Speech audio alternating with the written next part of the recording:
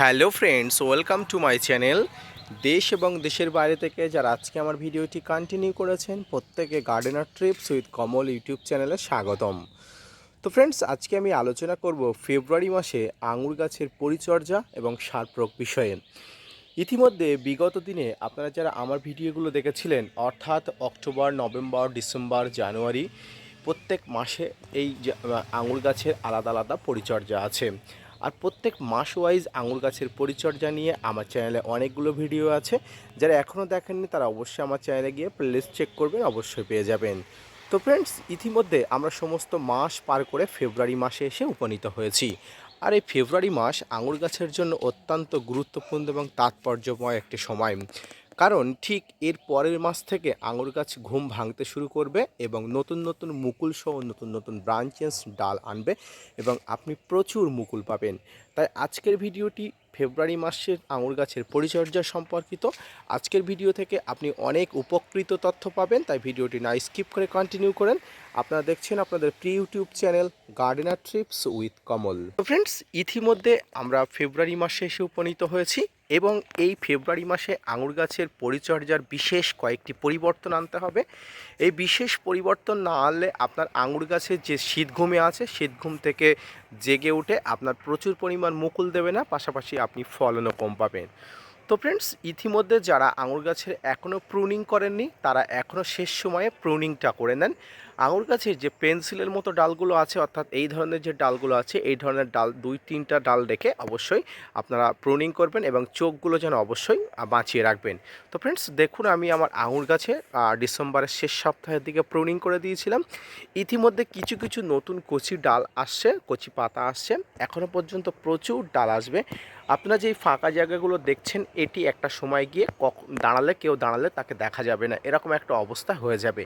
তো ফ্রেন্ডস, কিভাবে এই এখন পরিচর্যা করব, কি কি এই সময় সার দেবো, কি কি রাসায়নিক পদার্থ দেব এবং কি কি খাবার দেবো, সব কিছু আজকের ভিডিওতে আপনারা জানতে পারবেন। তো ফ্রেন্ডস, এই ফেব্রুয়ারি মাসে আঙুর গাছের জন্য বিশেষ গুরুত্বপূর্ণ সময় এবং এই বিশেষ গুরুত্বপূর্ণ সময়ে আঙুর গাছের বিশেষ কয়েকটি সার দিতে হবে। আর এই বিশেষ কয়েকটি সারের মধ্যে আপনারা নেবেন 1 চামচ বা 1 মুঠো হাড় গুঁড়ো, আপনারা নেবেন 1 চামচ এসওপি সালফেট অফ পটাশ এবং আপনারা নেবেন 1 চামচ বোরন। অর্থাৎ আপনারা হাড় গুঁড়ো নেবেন, সালফেট অফ পটাশ নেবেন এবং বোরন নেবেন। তো আসুন আমি এই তিনটে জিনিস একসঙ্গে মিক্স করে কতটা পরিমাণ দেব আপনারা সঙ্গে অবশ্যই শেয়ার করব। তো ফ্রেন্ডস, আমার যে বড় গাছটি দেখছেন, এই বড় গাছটি ইতিমধ্যে আমি সার প্রয়োগ করে ফেলেছি। আজকের আমার যে ছোট্ট একটি আঙুরের গাছ আছে, অর্থাৎ ব্ল্যাক প্রজাতির, যে অস্ট্রেলিয়ান ব্ল্যাক প্রজাতির যে আঙুরের গাছটি আছে, সেই আঙুর গাছের আজকে আমি যে সারগুলো দেখালাম, সেই সারগুলো কিভাবে প্রয়োগ করব, কতটা পরিমাণ প্রয়োগ করব আপনাদের দেখাবো। তো দেখুন, এটি আমার সেই অস্ট্রেলিয়ান প্রজাতির একটি ব্ল্যাক প্রজাতির আঙুর। গাছটিতে বয়স মাত্র 1 বছর। ইতিমধ্যে গাছটির প্রচুর গ্রোথ হয়েছিল, তারপরে ডরমেন্সি পিরিয়ড আসার জন্য গাছটির গ্রোথ একদম বন্ধ হয়ে গেছিলো। তারপরই আমি গাছটাকে প্রুনিং করে দিই এবং ইতিমধ্যে গাছের নতুন শাখা পোশাখা বেরিয়েছে, পাশাপাশি গাছের প্রচুর পর্ব ইতিমধ্যে ফোটার জন্য রেডি হয়ে গেছে।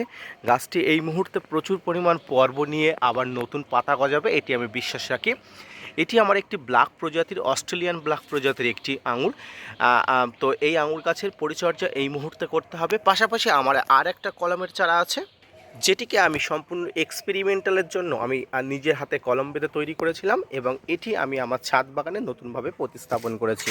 তো ফ্রেন্ডস, দেখুন এই আঙুরের চারাটিও নতুনভাবে আমি প্রতিস্থাপন করেছি এবং বর্তমানে যে আমার আঙুরের গাছ আছে সেখানেই রাখা আছে ছাদ বাগানে। তো এই ধরনের গাছগুলোতে প্রচুর ফলন পেতে আমরা কি কি পরিচর্যা করব এবং কি কি ধরনের আপনার ব্যবস্থাপনা করব।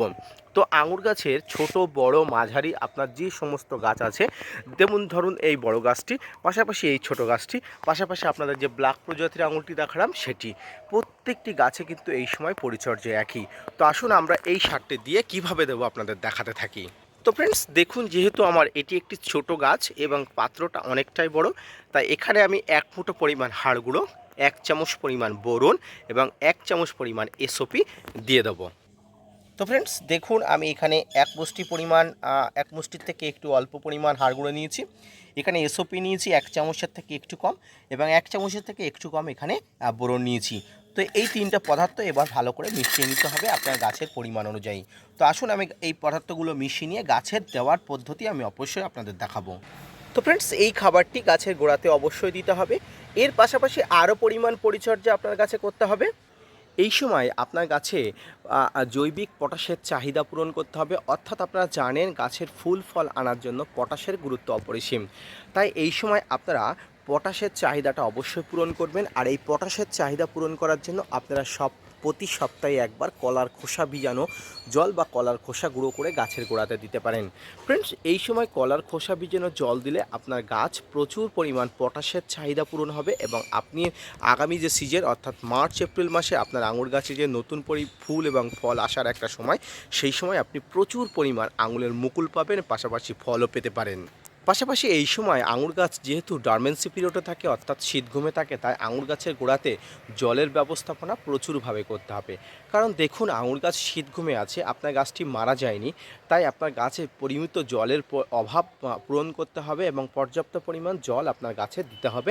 দেখতে হবে সবসময় আপনার আঙুর গাছের গোড়াটি যাতে শুকিয়ে না যায়। ফ্রেন্ডস, আঙুর গাছ এই সময় আপনাকে অবশ্যই আঙুর গাছের এই সময় বিভিন্ন ধরনের ফাঙ্গাসের আক্রমণ ঘটে। এই সময় আকাশে প্রচণ্ড শিশির এবং কুয়াশার ফলে আপনার আঙুর গাছে প্রচুর পরিমাণ ফাঙ্গাসের আক্রমণ হতে পারে।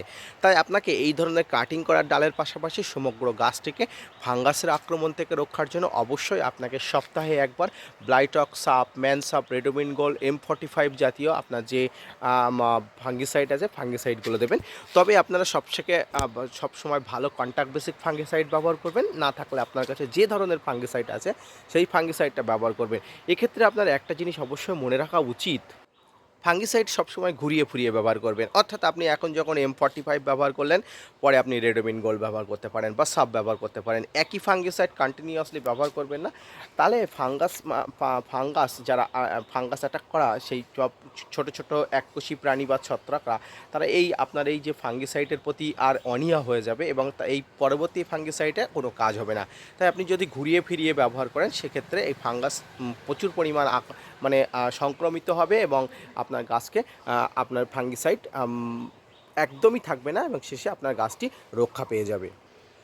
এই ফাঙ্গিসাইডের পাশাপাশি আপনার গাছকে একটি সুরক্ষা বলয় প্রদান করতে হবে। আর এই সুরক্ষা বলয়ের মধ্যে অবশ্যই যাতে কীটপতঙ্গের আক্রমণ না হয় সেদিকে আপনাকে লক্ষ্য রাখতে হবে।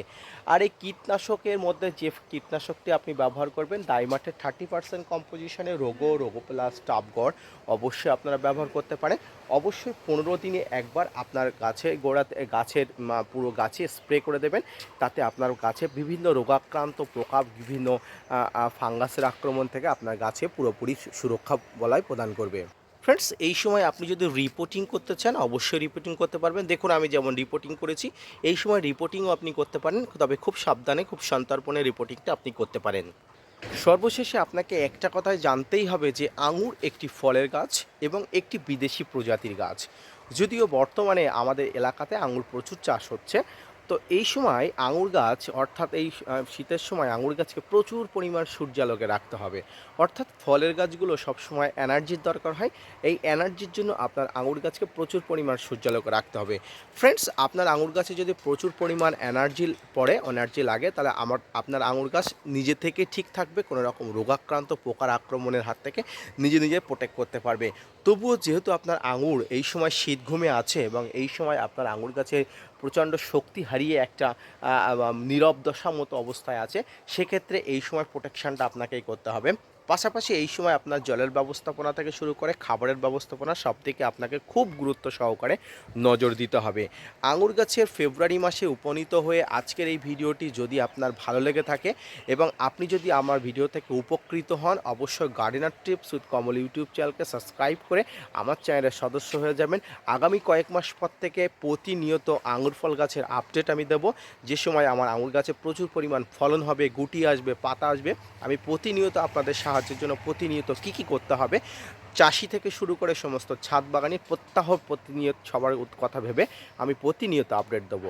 এবং আঙুর গাছের ফলন কেমন করে বাড়াতে হয়, ফলের মিষ্টতা কেমন করে বাড়াতে হয়, সমস্ত তথ্য আমি আপনাদের সঙ্গে দেবো। যেমন গত বছরে আমি দিয়েছিলাম এবং এবছরে আমি সামগ্রিক তথ্য আপনাদের সঙ্গে অবশ্যই খুব ভালো শেয়ার করব। আজকের ভিডিও থেকে যদি আপনি উপকৃত হন, অবশ্যই আমার চ্যানেলটা সাবস্ক্রাইব করে চ্যানেলের পাশে থাকবেন। আপনাদের জন্য প্রতিনিয়ত তথ্য নিয়ে ভিডিও বানাই।